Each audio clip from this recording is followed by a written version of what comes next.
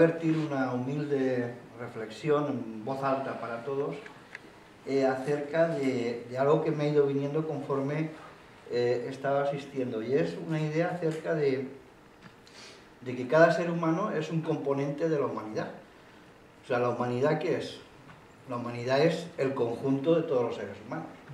Entonces, el poner el dedo en la llaga, en el conocimiento de sí mismo, en la aplicación en sí mismo de la no violencia, es decir, de tener claro lo que es un ser humano, qué somos, el trabajar hacia sí mismo, como ha dicho el invitado francés, pues para mí es poco poner el dedo en la llaga, es decir, lo que puedo trabajar sobre mí mismo, es decir, porque yo he sido una criatura condicionada por mis padres, por la sociedad, he nacido en una sociedad que me ha programado,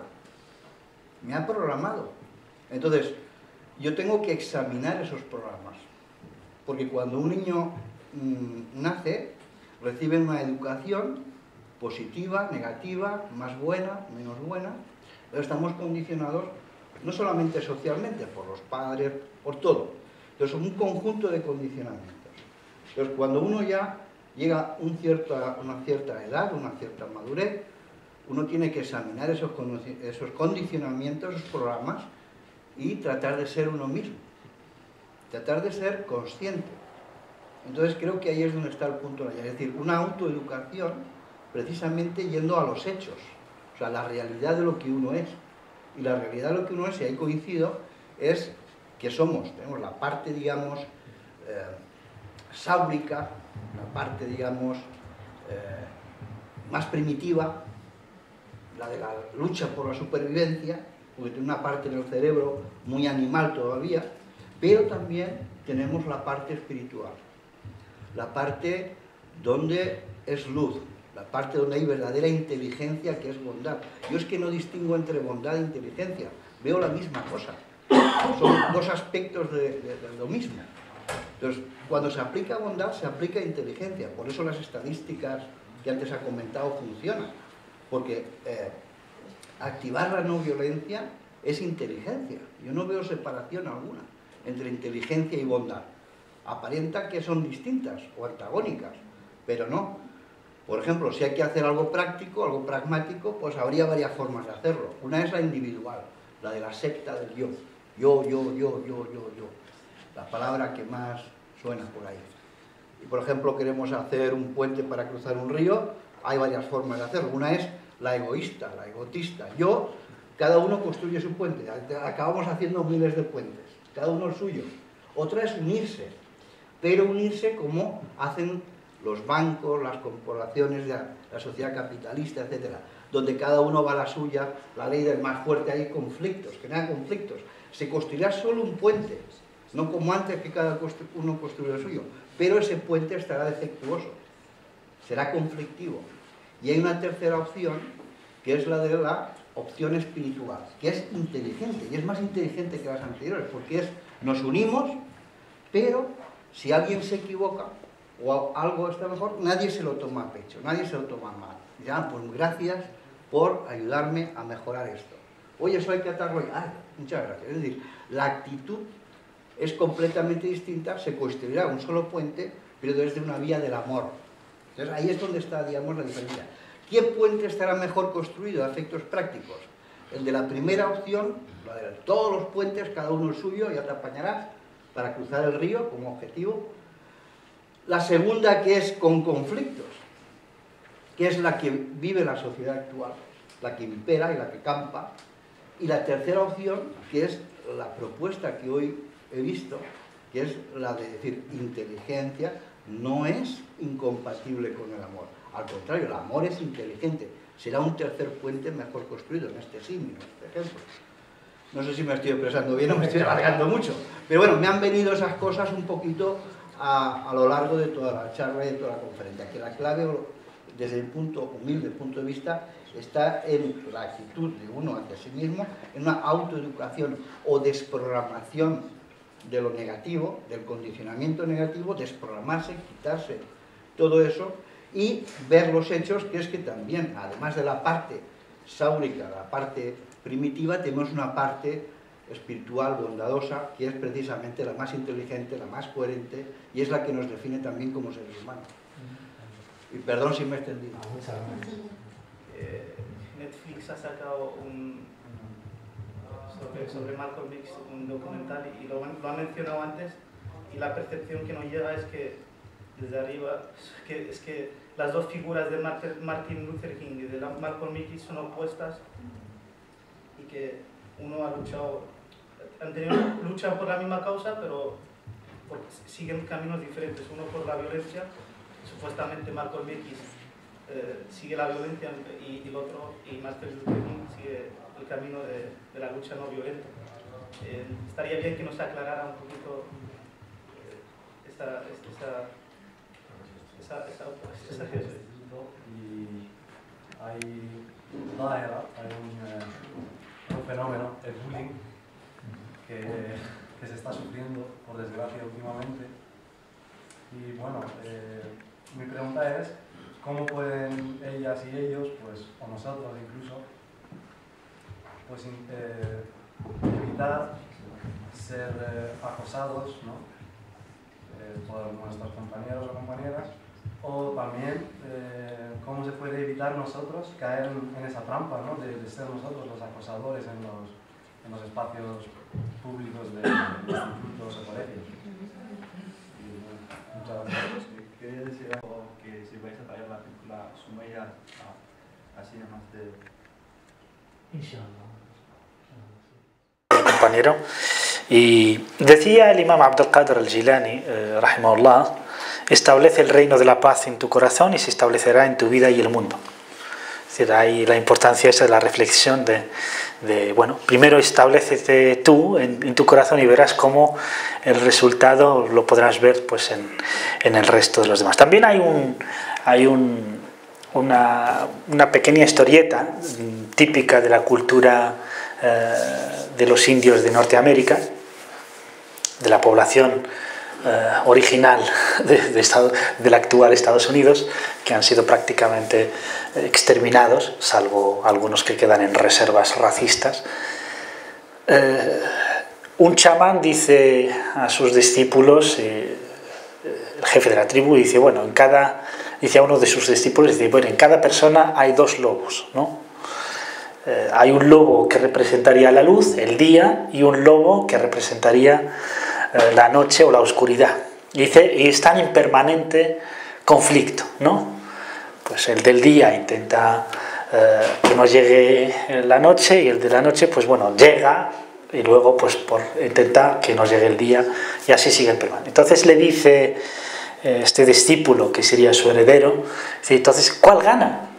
Si en cada de nosotros están esos dos lobos, ¿cuál de los lobos gana? Y de toda la historieta, a lo mejor es la respuesta a esta pregunta, es decir, el que mejor alimentes. Es decir, el lobo que mejor alimentes, al que más le des, pues, de tu tiempo, de tu esfuerzo, pues ganará. Por lo tanto, en cada uno de nosotros, si hace ese ejercicio, esa es la madurez en realidad. Por eso, el ser humano no tiene derecho, no tenemos derecho a culpar de todo a la sociedad. Es decir, parte de la responsabilidad, porque nos educan, asimilamos muchos condicionantes, pero la madurez, ¿en qué consiste? En desprogramarse, en cuestionarse. Oye, yo he crecido con estos condicionantes, a ver, ¿cuáles están? Pues están bien y los mantengo porque me ayudan a afianzar todavía más mi humanidad, y cuáles son pues equivocados, son condicionantes erróneos, pues tengo que desprogramarme. En eso consiste la madurez, en eso consiste la responsabilidad individual de cada uno de nosotros. Por eso las tendencias que dicen que el ser humano es pura y exclusivamente un ser social, pues intentan quitarle todo el hierro a la responsabilidad individual. Y luego tenemos concepciones individualistas que nos dicen, no, la sociedad ni condiciona ni importa, aquí lo que importa eres tú, y eres tú independientemente de todos los demás, por lo tanto no das ninguna importancia a la sociedad. Pues evidentemente ni la una ni la otra, porque el ser humano es social, es un ser social, por tanto es condicionado socioculturalmente, pero al mismo tiempo guarda una autonomía respecto a la sociedad que le permite, pues, discriminar entre lo que está bien y lo que está mal. Fijaos que yo escribo, respondiendo a las preguntas de Yesin, fijaos que escribimos los de la no violencia, no escribimos la no violencia separada de la no violencia, de la violencia. Yo os recomiendo a todos que cuando habléis de no violencia y escribáis no violencia, que lo hagáis en una sola palabra.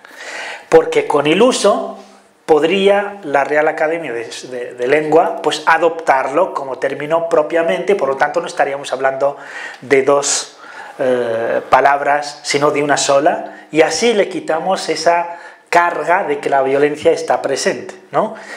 Pero realmente bueno, por lo menos los esfuerzos que se han hecho, por lo menos pues no hemos dado con una palabra, o sobre todo los académicos, etcétera, que trabajan más el aspecto o la dimensión intelectual, no han dado con otro término que no sea la no violencia.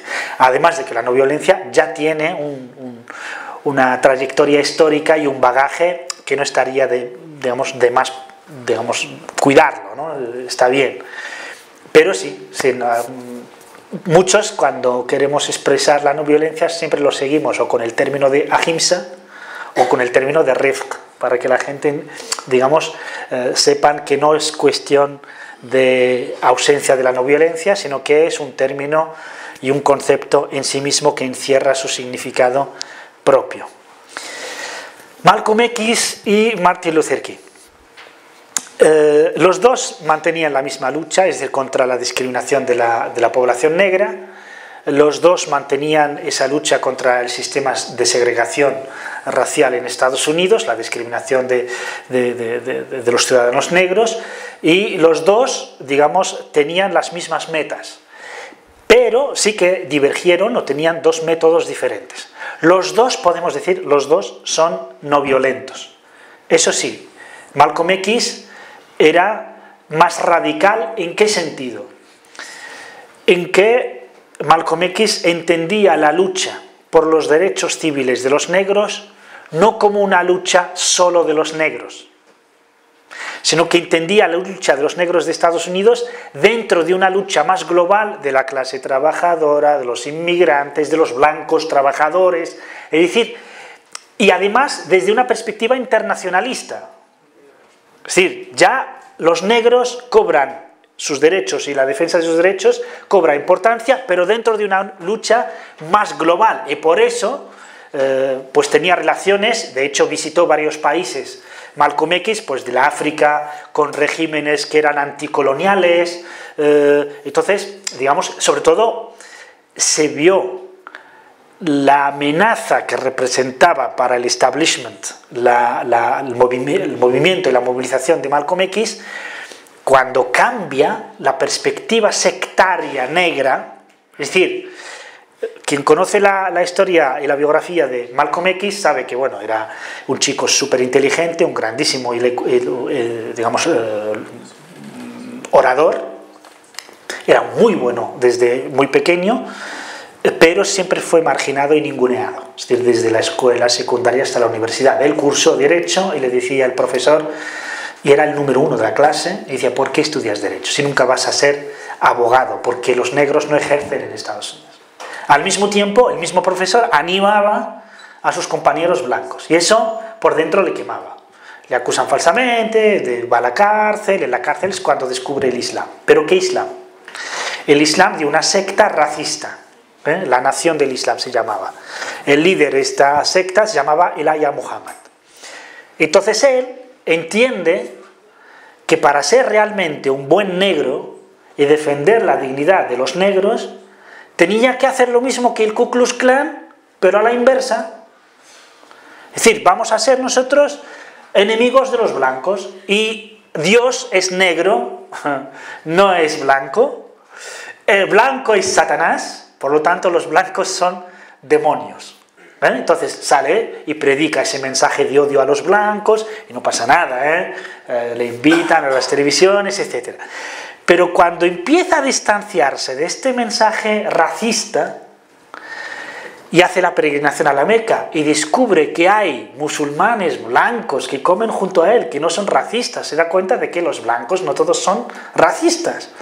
Se replantea toda la ideología racista de la Nación del Islam y adopta el Islam, pues, que conocen todos los musulmanes del mundo, ¿no? cuando vuelva a Estados Unidos a predicar esta manera de ver la sociedad y decir que los enemigos de los negros no son todos los blancos, sino un sistema opresor, y que este sistema no tiene como víctimas solo a los negros, sino también a las mujeres, también a los trabajadores, también a los inmigrantes. Entonces, empieza a dar miedo, porque ya no solo musulmanes negros o solo la parte de la comunidad negra está con él en su lucha, sino muchísimos otros colectivos, sobre todo de izquierdas, etc. Y por eso le asesinaron. Le asesinaron porque además era muy conocido en Estados Unidos, entre los políticos, entre las personas de renombre. Dicen, Martin Luther King, que es la otra versión, que es una visión más reformista, menos radical, que defendía la igualdad de la población negra para con la población blanca, pero sin alternativa al sistema capitalista clasista estadounidense. Es decir, lo que pretendía Martin Luther King es que los negros sean iguales que los blancos, pero que se mantuviera el sistema. Por lo tanto, es una visión burguesa. Entonces era conocido en Estados Unidos, decían, Martin Luther King puede movilizar a la gente pues, con categoría social, ¿no? De clase social media o alta. Pero el único que podía movilizar a la gente de base, a las clases populares, era Malcolm X, y por eso, y eran muchísimos más, evidentemente. Entonces se le asesinó, aunque después, evidentemente, 3-4 años después se asesinó también a Martin Luther King, porque bueno, no interesaba, digamos, que gente tan importante, con una idea tan clara de cómo tiene que ir Estados Unidos, pues retara o desafiara al establishment. Solo una pequeña anécdota para que entendáis el mensaje de Malcolm X, ¿no? Es él, digamos, de alguna manera, el gran fundador de lo que se llama la lucha antirracial o antirracista y anticolonial. Y también, para entender, es él el que ha acuñado el término de negros de la casa y negros de la plantación. Es decir, él diferenciaba entre los negros que trabajaban en el hogar del señor, del amo blanco, que amaban y se preocupaban tanto por el amo blanco y sus hijos más de lo que se preocupan por sí mismos, que para Malcolm X serían negros alienados, y estaban los negros que sufrían en las plantaciones, el sol, el sudor, el trabajo duro, esos sí que maldecían al amo. Entonces él dice, bueno, que estos son los que van a luchar por la libertad, pero los que están ya domesticados, ¿qué libertad o qué igualdad van a buscar, ¿no? Y aquí, una vez en una discusión, en un debate, había un señor doctor negro, profesor universitario, y como que presentaba una visión de la lucha antirracial en Estados Unidos de los ciudadanos negros como una visión opuesta a la de Malcolm X, ¿no? Y entonces este empieza a argumentar desde su visión burguesa, aunque sea negro, pero burguesa. Y entonces, me vais a perdonar lo que voy a decir ahora, puede ser violento, pero le dice Malcolm X, profesor, ¿sabes cómo llaman los blancos a un negro doctor, profesor universitario? Y no sabía. Le dijo, le llaman negro de... Ya sabéis lo que sigue, ¿no? Es decir, te llaman igual, que seas profesor, que seas doctor, si eres un negro, da igual que tengas pasta o no, que tengas clase o no, al fin y al cabo eres un negro de, como se dice también aquí, moro de. Por tanto, digamos que los dos tienen Martin Luther King era algo más conciliador, mientras que Malcolm X era más radical y más rompedor con la situación global de Estados Unidos.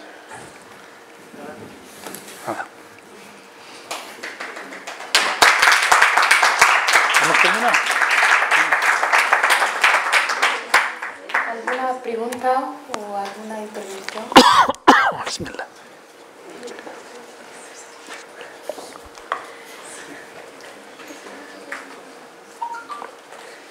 Entonces seguimos con...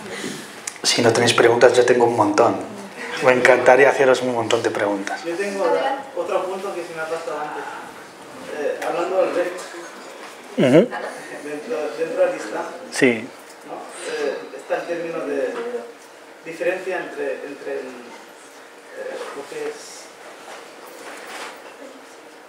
ser rafiq, pero desde el poder. Claro.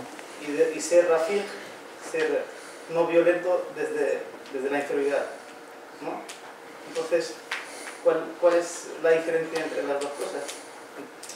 la no violencia, cuando es ejercida desde el poder, sí que tiene sentido.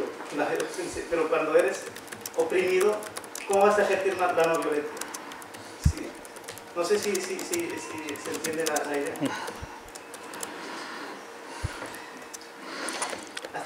Es una pregunta filosófica esta, ¿eh?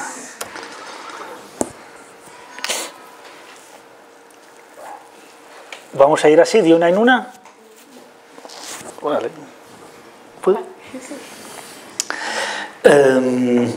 La no violencia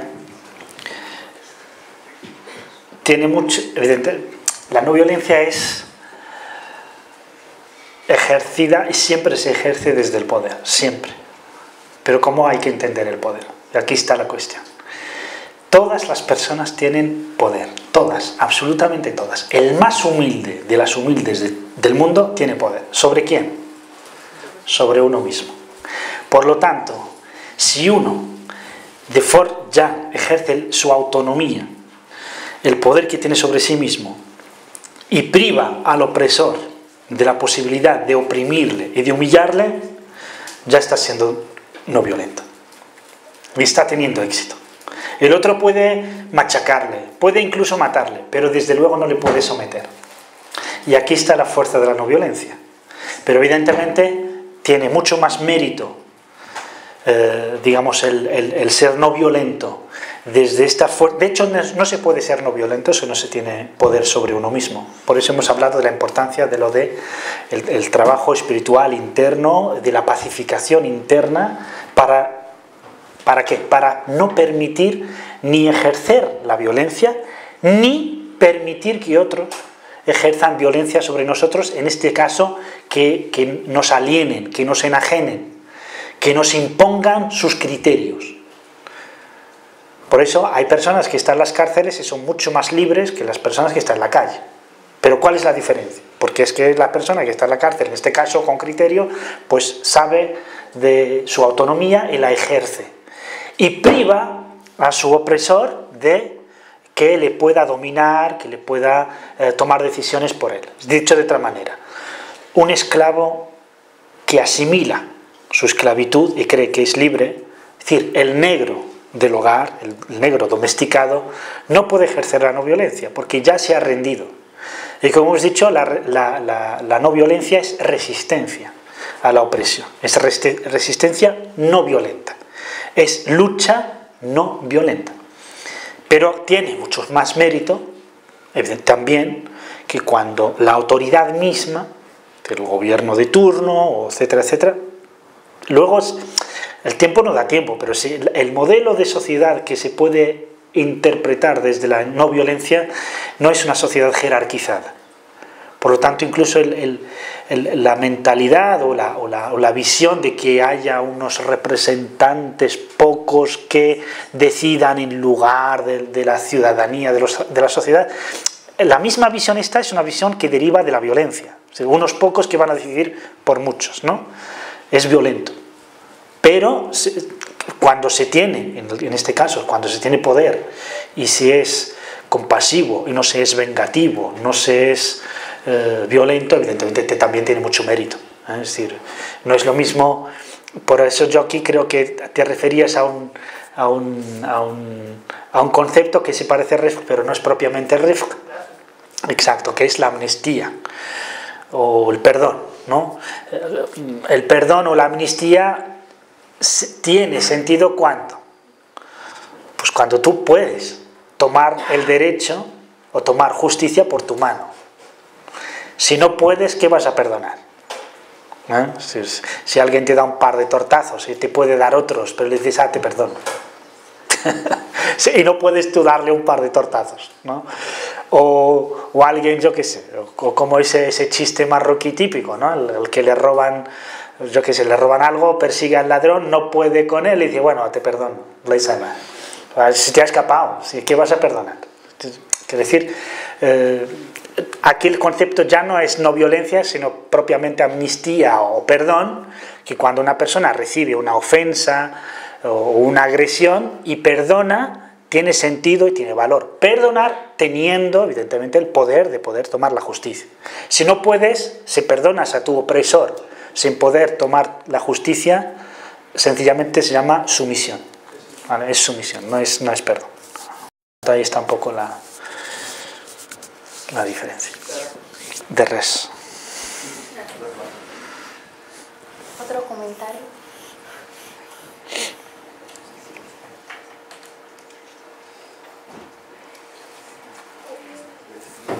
Bueno, muchas gracias por la interesante conferencia. Estoy viendo muchos jóvenes, creo que la mayoría van al instituto y hay un fenómeno, el bullying,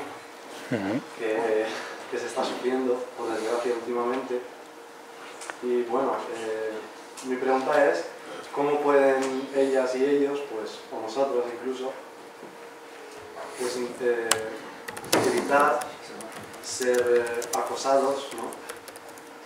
Por nuestros compañeros o compañeras, o también cómo se puede evitar nosotros caer en esa trampa, ¿no? De ser nosotros los acosadores en los espacios públicos de institutos o colegios.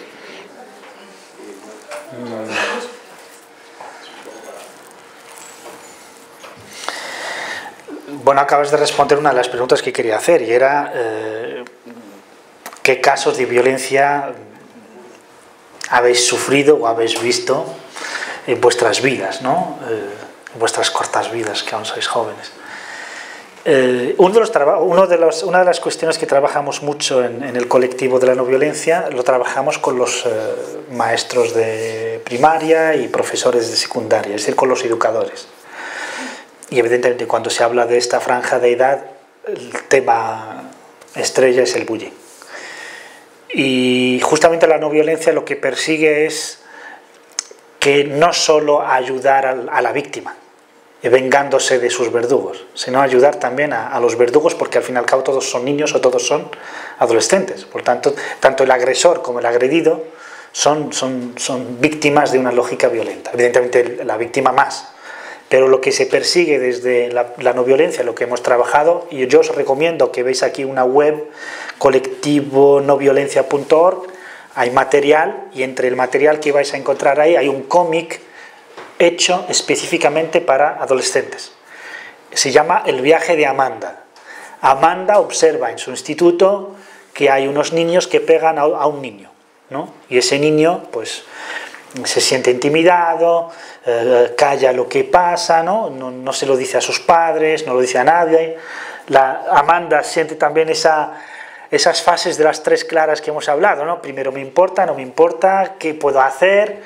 Y luego emprende un viaje muy interesante, ¿no? Un viaje que os va a ayudar a conocer a las grandes figuras de la no violencia del siglo XX y XXI, prácticamente. Ahí aparecen Rosa Parks, Malala, aparece Hannah Arendt, aparecen varias figuras de la no violencia, Gandhi evidentemente, César Chávez y otros, que os van a ayudar un poco a entender las grandes figuras de la no violencia del último siglo. Y al final pues acaba la chica, Amanda, pues teniendo una idea clara de cómo tiene que actuar para ayudar al chico que sufre bullying y cómo ayudar también a los chicos.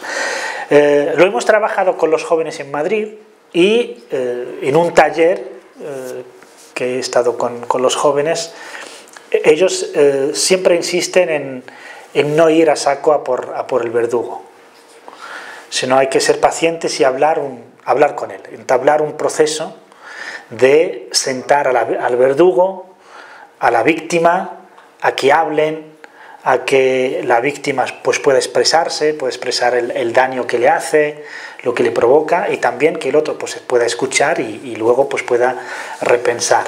Y también avisan de que no hay que ir a las primeras de cambio a hablar con la dirección del instituto, porque la dirección del instituto inmediatamente lo que le importa es una decisión política, porque tienen miedo de sus responsabilidades. Entonces vamos a ir a saco a por el verdugo para echarle. ¿Por qué? Para no ser, entre comillas, responsables de lo que pasa en su instituto. Entonces los mismos jóvenes hablan entre sí y dicen, bueno, los jóvenes tenemos que intervenir y luego tenemos que trabajar tanto con el verdugo como con la víctima, o los verdugos y la víctima, y que puedan llegar a algún acuerdo. Que luego la cosa no tiene éxito, etcétera, pues ya llegará el momento en que hablar con la dirección o con los padres, pero no a primeras de cambio ir a decírselo a los padres, porque a veces eso podría condenar de por vida al joven verdugo, ¿no? Y no se trata de condenarle, se trata de ayudarle también a él a salir de su condición de verdugo. Pero justamente este punto que has mencionado requiere